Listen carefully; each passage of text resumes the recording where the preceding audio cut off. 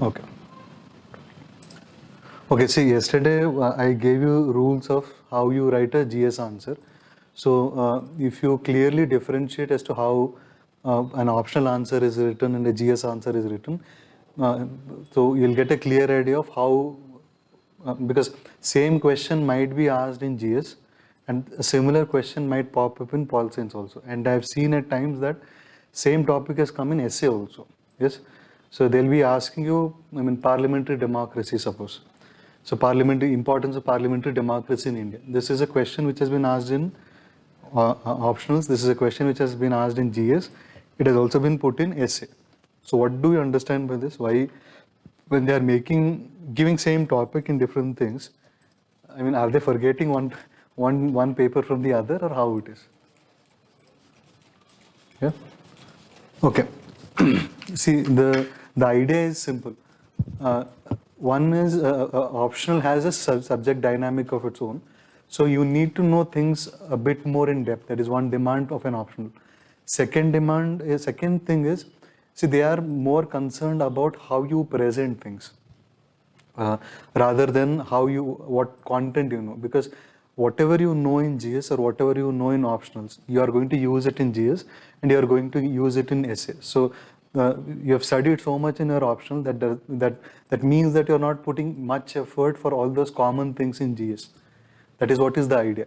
So when you do Pol Science, you'll be covering polity, you'll be covering IR, some forms of world history, internal security issues will be done, some environmental issues will be done, ethic thinkers will be done. So how you use that best in GS is what we are going to do. So first thing is, there are three things which make a GS answer distinct from optionals. The first thing is in terms of presentation. What did I say in terms of presentation? GS answers are presented in points. I've told you the reason also why they are presented in points, because you have to put a lot number of dimensions. Whereas you have to avoid points in Pol Science or in optionals, because one is why you have to avoid points, or whether it is strictly no to points, that we'll discuss. You have to put it in paragraphs, because paragraphs will help you illustrate depth in what you're understanding. And it's only through paragraph. You can't just put a point and say, I know a lot of things about this particular thing.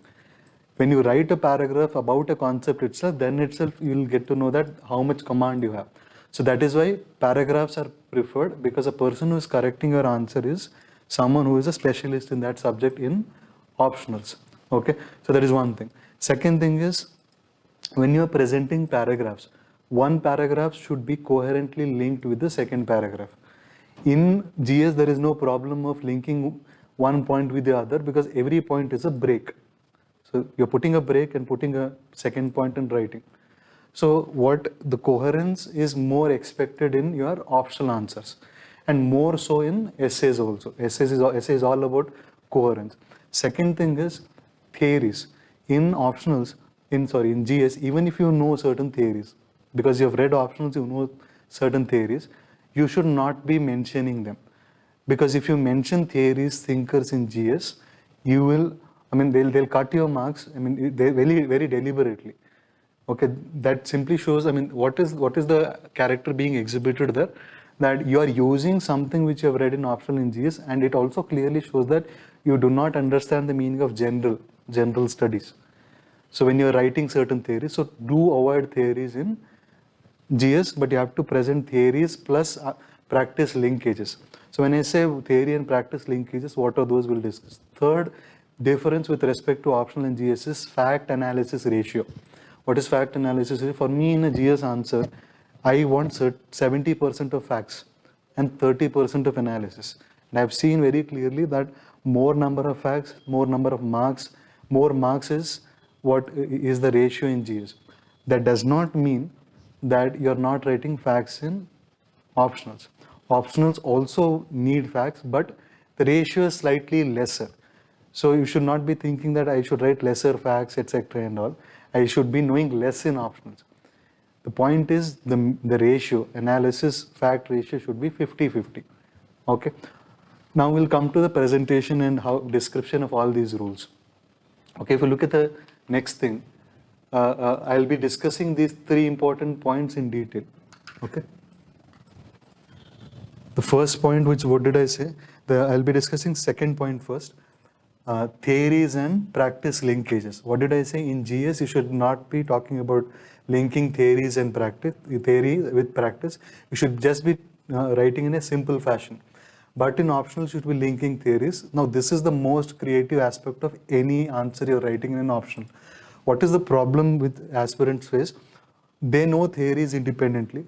They do not know how to apply it to daily life. I'll give you an example of this. Many know base superstructure theory in Marx. Yes. So base superstructure is simply what? It says that economy changes first in the society,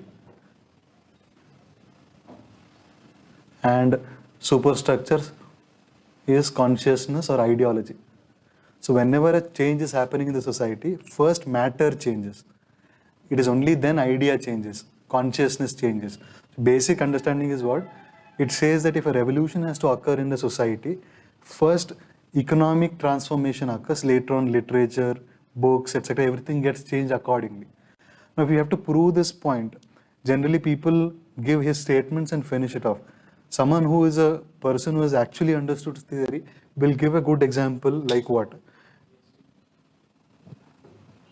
How?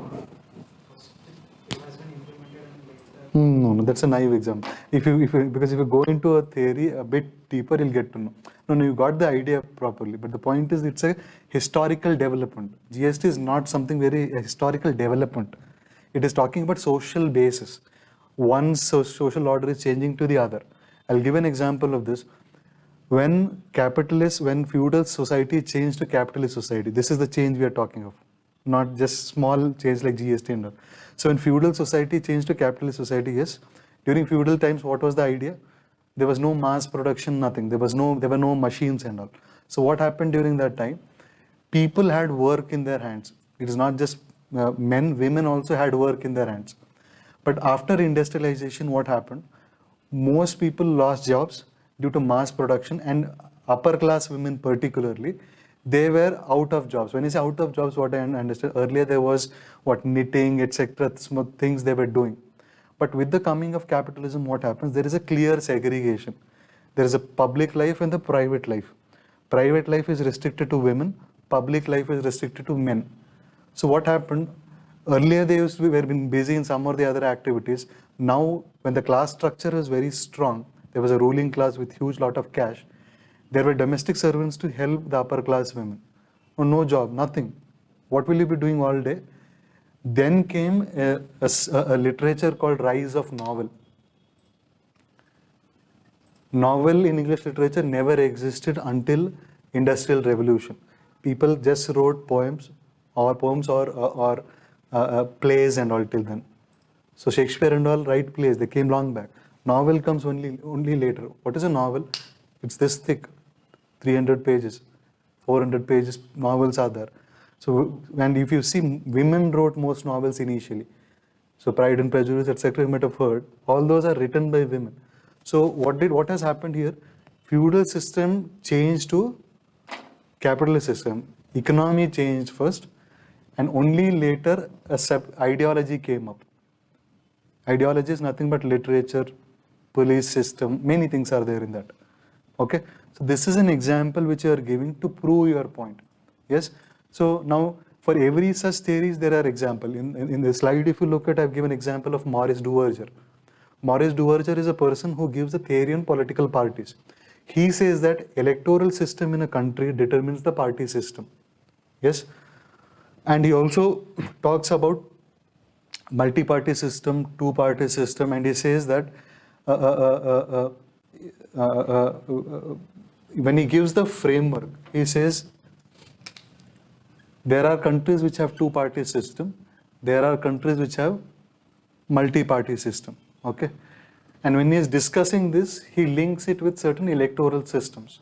Okay, now when you are discussing India, India was never two-party. Sometimes it was two-party during 1977, etc., but not particularly two-party. It was multi-party in certain cases, and he also talks about single party. Not multi-party, single party and two-party. India was, so India juggles between these three. It was never completely single, it was never complete two-party. Sometimes, today it is a multi-party system. So what happens?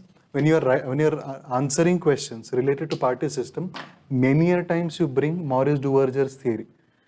And I've seen people writing, party system is there in GS also. So when you're writing a GS answer, if you bring Duverger and link it with electoral system and write, then you will not be getting marks. Is that clear? So, and also these are very explicit. You know them. Louis Tillin is a person who gives the term asymmetric federalism. So this is relevant in the context of Article 370. Article 370 is an example of asymmetric federalism. What is asymmetric federalism? All states are not treated equally. Some states are given preferences, like Jammu Kashmir, 370. So this term was given by Louis Tillin. If you write Louis Tillin in GS, done. You will not be getting marks. So what I'm trying to say is some theories are very explicit, you can link, like Maurice Duverger, Tillin, but some theories are very implicit. Like this example, it is very difficult to get. Social constructivism example of Nehru and Nam, which I gave, it is very difficult. Trade wars can be explained by welfare dilemma. Yes, recent UN stopped funding. US stopped funding to UN because Trump says it's a burden on them. Is given by realist theory of IR. Realists believe that in no case international institutions are going to work because they are funded always by one country, and over a period the burden will increase and it will collapse. And that is what is happening to a certain extent. So these are all very intricate theories that you will get when you do theories properly. So what I am trying to drive home is, many people have a question that how do I make my IR answers different in optionals? How do I make my polity answers different? This is how you make. Writing in paragraphs, linking theories, giving more analysis, and 50% factual details. Is that clear? That is one big difference. Now, keep these things in mind, but putting in practice takes a lot of effort. It's not like suddenly it will come. So once I give you a lot of theories and linkages, I'll give you a ready-made theories and linkages when I give, immediately you can use it in your answers. So after this, once I give the rules and all, from next class onwards, I'll give you the format of answering. How do you move from one paragraph to other? What are the linkages you should be drawing and all? Is that clear? Okay. Next is facts and analysis ratio. I've told. In facts and analysis ratio, 50-50%, but remember, more number of facts, it is always helpful, because I've seen when the amount of facts, when it has increased, marks have substantially risen. Okay, so in that case, suppose you're talking about, when I say you have to write facts, what do I understand by that? Suppose you're giving Indian Ocean diplomacy, you're talking about, you say India has taken a lot of initiatives. So in that, I have around 15 initiatives in mind. Project Sagar, Project Mosam, Project Spice Route, Indian Ocean Naval Symposium, IORA, Indian Ocean Commission, Malabar exercises, UNCLOS, Permanent Court of Arbitration. There are many. Okay. So when I'm giving this, naturally you have no other format except to write in points. You can't write all this in a para. So what I'm trying to say is, when you have facts analysis ratio, coming to the next point, that should we never resort to point wise? We can use points, but in GS, while you use points, the entire answer is a point format. In optionals, it is paragraphs interspersed with points. So when I look at the entire answer, I'll be seeing paragraphs. Somewhere in between, you're using points for convenience. Is that clear? So don't go with the idea that no points can be used at all. You can use it, but it has to be interspersed with paragraphs. Is that clear? Okay. Next is, okay, this is the general understanding. 3 points I've discussed: facts analysis ratio, point wise, paragraphs and theory and practice. Now coming to certain specific dynamics, specific attributes of each part. Now there are paper 1 has 2 parts, part A, part B. Paper 2 has 2 parts, part A, part B. Now part A of each paper has same attributes because they are theory answers. Yes or no? So part A of paper 1, part A of paper 2, they are theoretical answers. Yes. So theory answers have certain attributes, and praxis or practice answers have certain attributes, polity and IR. So those we are discussing now. So in a theory answer, when you look at theories, that is part A, you can classify the entire thing into what? Either there are ideologies, yes, Either there are ideologies, there are thinkers, there are theories, and or there are concepts. I'll give an example of each. I'll give the PPT also. You can just keep it with you. So whenever, I mean, these rules are I mean, they are what you can. I mean, these don't change at all. Time and because you forget, though I say and you keep it in your mind, but when you write answers, you will fall into the old habit of doing whatever you want to. So I'll give the PPT, keep the PPT with you, and time and again you can refer. So once you start implementing these in answer writing, you'll have a clearer idea. So when you talk of ideologies, example, Marxism, so socialism, liberalism, etc. So what I said, theories could be ideologies. In IR, if you go, they are not called ideologies, they are called theories only, approaches. Liberalism, liberal approach, realist approach, social constructivist approach, etc. So ideologies in paper 1 part A are called approaches in paper 2 part A. Okay. Then there are thinkers. Every school or ideology will have a thinker. Example, Marxism has Marx. Liberalism has J.S. Mill, Locke, etc. Yes. So those political thinkers which are given are somewhere in the ideologies only. So then there are theories. What are theories? Liberals' theory of rights. Marx's theory of rights. Okay. So what is right? Is a concept. Right, democracy, power, all these are liberty, equality. These are concepts. In entire theory, or that is paper 1, part A, there is nothing more than this. Either it is a school, or it is a thinker from that school, or it is a theory in total. That school on a, so when I say theory, what does it mean? It is Marxist perspective on rights, Marxist perspective on liberty. So what is this right liberty concept? Now why this difference is important for me? Because every set has a specific dynamics of its own. You can't write ideology answer in thinker, you can't write thinker answer in theory. If I ask you write a short note on power, and if you keep writing Marxist theory of power, liberal theory of power, you are not going to get marks. So theory answer is different. When I ask you write a short note on power, you have to talk about idea of power, how it evolved, what is definition of power linked with legitimacy, authority, etc. and all. If you write answers, so if they want to ask theory, they'll ask theory of power. They'll ask you examine Marx's theory of power or Gramsci's views on power and hegemony. Yes. So concept is different, theory is different, thinker is different. Why this differentiation is required? If you know what exactly is what, your answers will be up to mark. So write a concept short note on power, people write theories of power and come and they expect marks. That is not possible. Is that clear? Now just remember this much.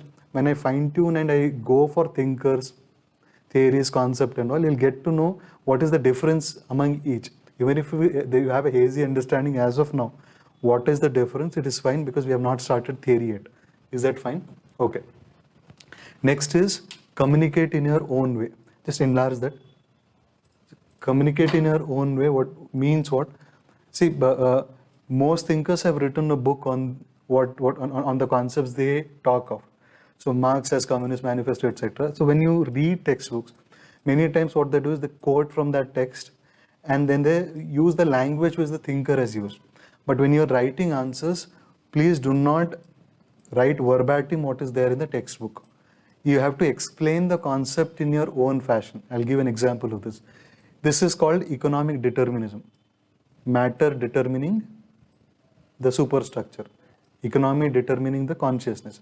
So Marx gives an idea that there is a statement. He says that existence determines consciousness and consciousness does not determine existence. Matter determines consciousness, ideology. So he gives a statement and he goes on to explain in his own words. Many people do what? Verbatim, because they memorize them. They have not clearly understood what is the concept. They write those 3-4 lines. So if they ask, write a short note on economic determinism, they start with that statement and then go on to write the entire paragraph in the language of Marx or in the language of the textbook. In that case, you will not be getting marks because that simply shows that you have not understood the theory or the concept. So what you should be doing is, you should be explaining that theory in your own language. The simpler it is, the better it is for an examiner. You have to make him understand that you have understood it. Is that clear? So explain or paraphrase that entire thing. And how do you make it simpler? Language should be simpler.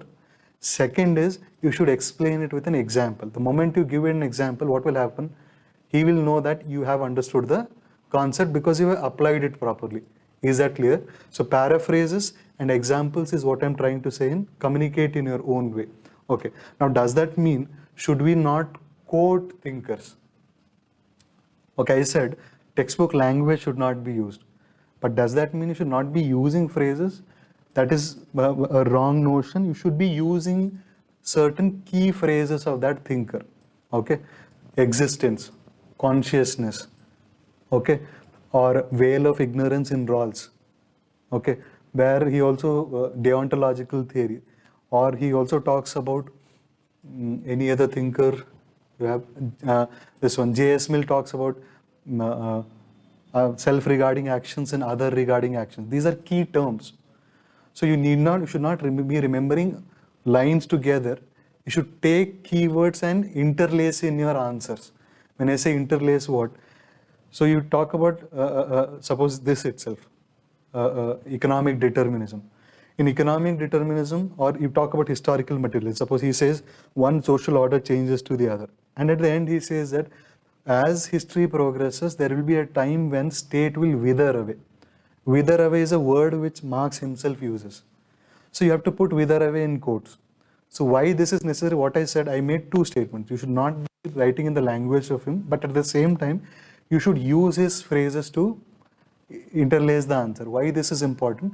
This is to prove that you have read it from a textbook. Many people discuss and come. Marxism is a hot topic and many feel that many know Marxism. Yes. So you have to prove that you have read certain textbooks and you know what exactly is Marx. Is that clear? So phrases should be used here and there. And there is one more way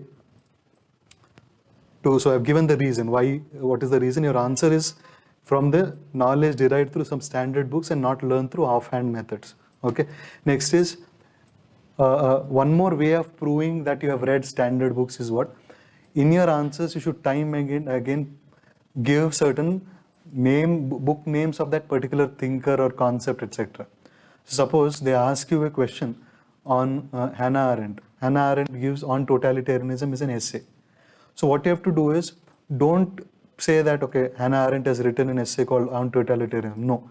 In her essay on totalitarianism, she speaks about totalitarian systems like USA and USSR. So what you are doing in this, you're interlacing books, you're interlacing it, you're not writing separately, you're not spending one statement just to prove that you know that book. Is that clear? So it is like in the flow only you are putting certain factual details. So how do you prove that you have read standard books? Two things. One is the quotes here and there, one or two words, phrases. Second is books. So you should be remembering books and all so that you get more marks. Okay. Now, more important. Now, these are general things. Now, who gets more marks in thinkers, theories and all? The person who has known the entire body of thought. When I say body of thought, what does it mean?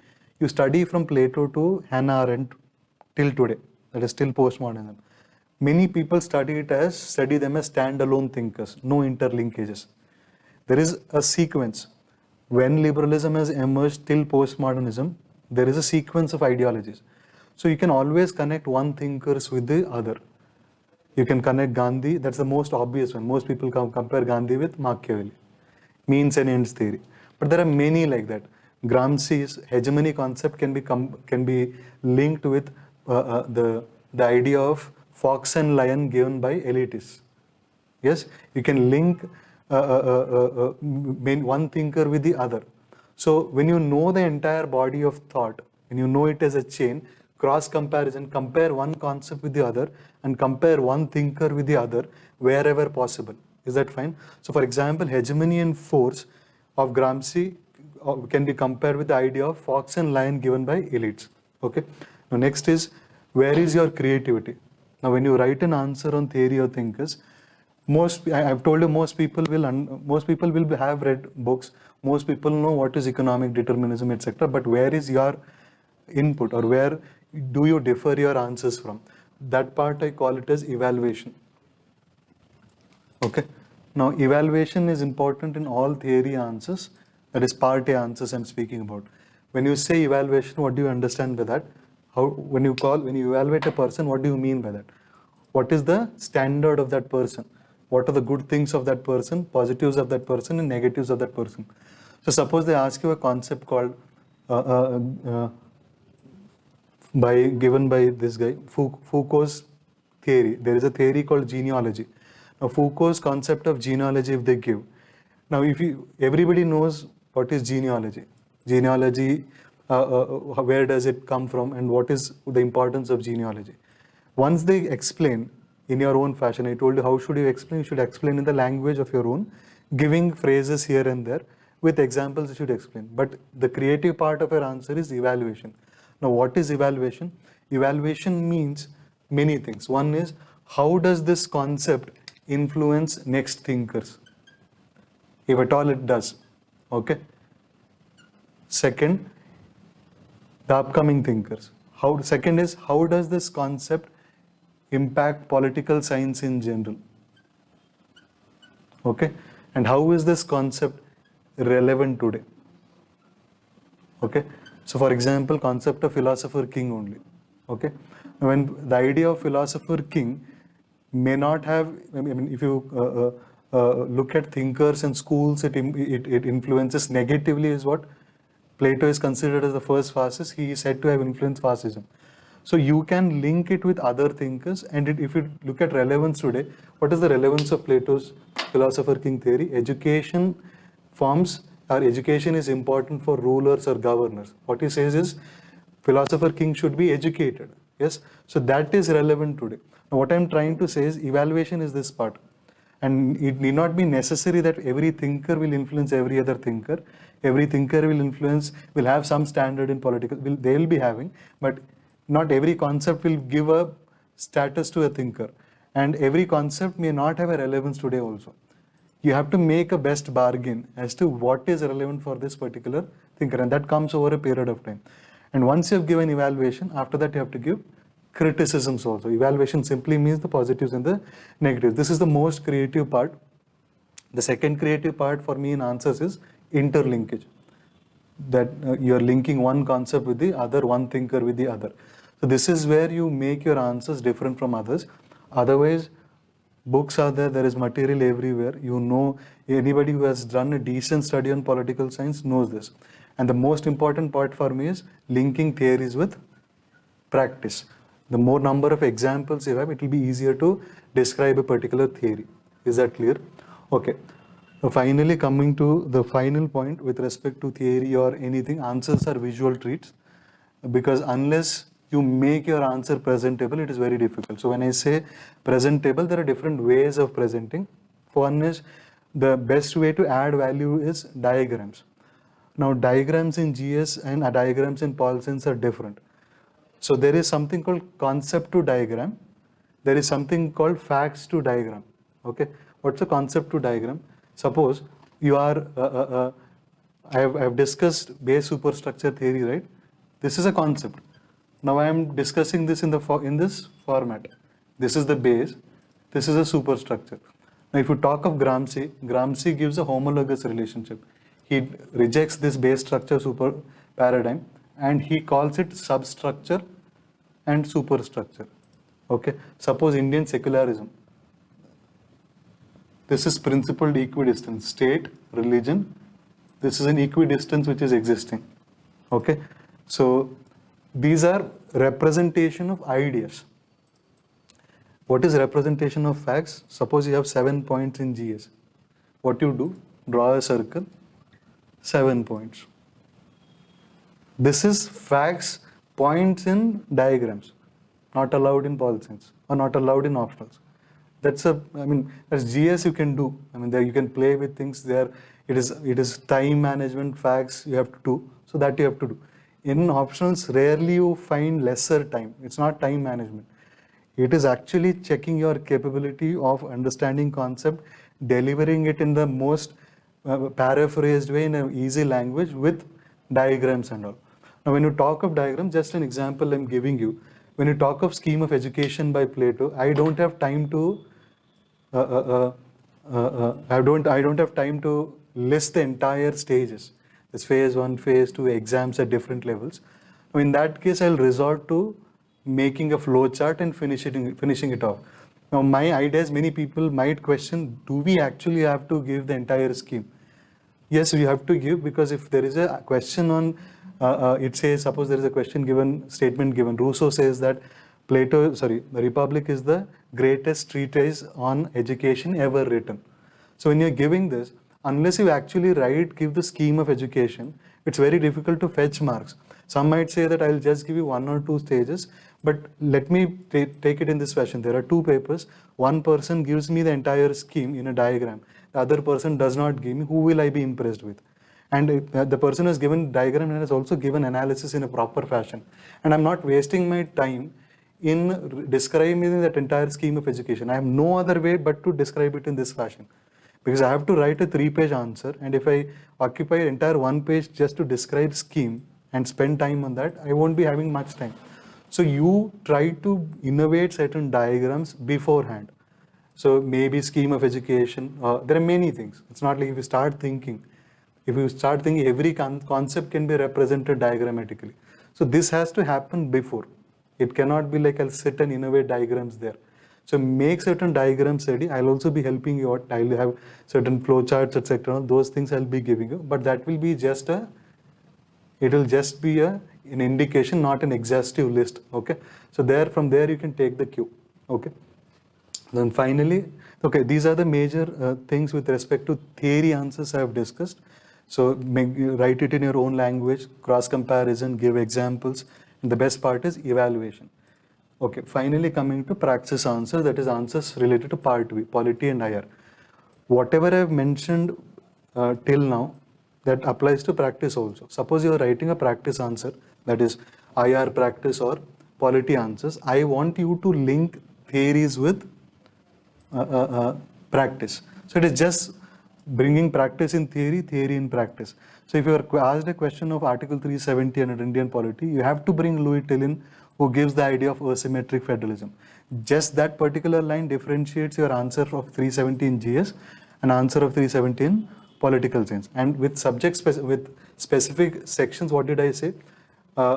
With respect to IR answers, I said maps of countries and regions should be included. That is one thing. Second thing is quote statements of people who are in governmental positions. That is one thing. Third is linking thinkers. Statements of positions who are in governmental authorities, that I'll give a list. You can, for every country, I'll give some important quotes and all that you can start off with. And someone who is good in drawing maps, it is better to represent those countries and all in diagrams. That will fetch a lot of marks. Okay. This we have discussed in detail. Last is articles in polity answer. Many ask me a question like, should we write articles, etc. and all? Yes, you should be writing articles. I told you, don't make a bargain with facts. If you know, you put it, but it should be put in a fashion where it does not seem you're flaunting too much of facts. I told you, if you know facts, paragraphs interspersed with points and all, then put those facts. So even in articles, when you're writing articles, don't wrongly mention like article 1, 2, 3 and put a colon, then write what does that article say. Write it as a paragraph, and wherever there is an article relevant to that, put it in brackets. So for example, what did the power of president is derived from his ordinance making power, within bracket article 1, 2, 3 rather than reverse.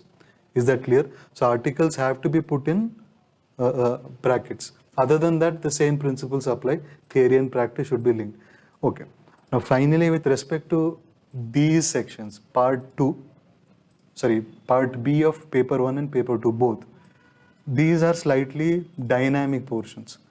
They get updated on a daily basis. And I've seen a noticeable difference who have given the most recent events in a particular country. So if you are updated, and you have to be, because you can't say that I don't have pol science and I'm doing GS, I'm not updated. GS requires a lot of updating, and what I'm trying to say is use the facts of GS in pol science very, very wisely. So suppose when I say updated, what do you understand? Suppose they ask you a question on judiciary and gender equality. Now, unless you actually mention them, you may be talking about Shabrimala, you may be talking about triple talaq, all those things, unless you actually mention the most recent event. What is the most recent event? The coercionary rights given to women. That is the updated one. Prior to that, I used to talk about Supreme Court's sexual harassment allegations against CJI. So all these are latest developments in gender equality. Okay, suppose they ask you India-Russia relations, defense relations. I would specifically mention, if tomorrow is my exam, Indira 2020 would be my latest update. So it will be very impressive if the person sees that. No one would have written. Yes, they would have at max gone for BrahMos, this, that, etc. and all. But if you have given the latest update, you will be getting more marks. Is that clear? So slightly updating is difficult. I mean, we have to do it for GS. But anyway, when you do my classes, most of the things I'll be giving. Some 5% will be there. But when I do my next batches also, I'll be updating for myself. I'll be giving it as a handout. Is that clear? Okay. Finally, general guidelines. What is the general guideline? Very inane, silly, but important. First is coherence between paragraphs. I told you have to write it in paragraphs. Naturally, you have to link one paragraph with the other. Unlike in GS where there are points, every point is a break. But in a paragraphs, so when I say paragraphs, one paragraph should be linked with other. There are different techniques of linking. Lastly, firstly are words used. Yes, to link one paragraph with the other. So there are techniques of that. Whenever I discuss answers, I'll give you those techniques of linking one paragraph with the other. Second is relevance to the question is very important, which we have discussed already. More importantly, neat and legible handwriting. When I say neat and legible handwriting, it does not mean beautiful handwriting. Mine is not. If you look at my handwriting, one of the debilitating factors for me is uh, I try to make it legible. I cannot beautify it. I'm not asking you to join calligraphy classes to make your handwriting beautiful. What they expect, see what happens, you have to read the psychology of the examiner. That person is sitting with a bundle, okay, and he's coming from home. Maybe he might not have had a good day. He might have had a quarrel with his wife, and this guy comes and sits there, looks at your papers, and sees that it is difficult for him to identify that this is E, relevant. Okay, and sometimes it so happens that one or two letters alters the entire meaning of that particular word, etc. And every time it is repeating in different paper, different answers. Even if you have the greatest content, like you are the Einstein of that particular paper, still you will not be getting marks just because of presentation. So what I'm trying to say is, if it is not beautiful, fair enough, understandable, but at least make it neat and legible. When I say neat and legible, what do I mean? Your words or letters, rather words, your letters should be distinct. And E should be E and S should be S. Is that clear? Okay. And how do you develop this? Constantly being conscious of how you are writing. Once you be that, that will automatically seep into your subconscious. Is that fine? Okay. Finally, good alignment and presentation. Because I've seen people writing answers without a proper alignment. There are many people who are there in pol science who have a lot of content. People who are giving exams now. Because never used to talk about alignment and all. I got the idea of alignment because people are writing in a fashion where there is no proper alignment, and they have a lot of content. Alignment is what? When you have a proper, there is a margin, right? So when you have a margin, so there are people who write leaving these two spaces here. So it has to start from here. That is one thing. Second thing is, when I say alignment, what do I understand? If you are writing a quote, where should a quote be? If you have to make it distinct, a quote will be at the center. Then you will write here. Is that clear? So that quote should be very distinct. So when I talk about alignment presentation, all that means is underlining things, properly aligning, quote should be distinct, etc. So what needs to be highlighted should be highlighted. What needs to be covered up a bit, that should be covered properly. Is that clear? Okay. And more minute and customized things of your problems and how, because these are general guidelines I've given.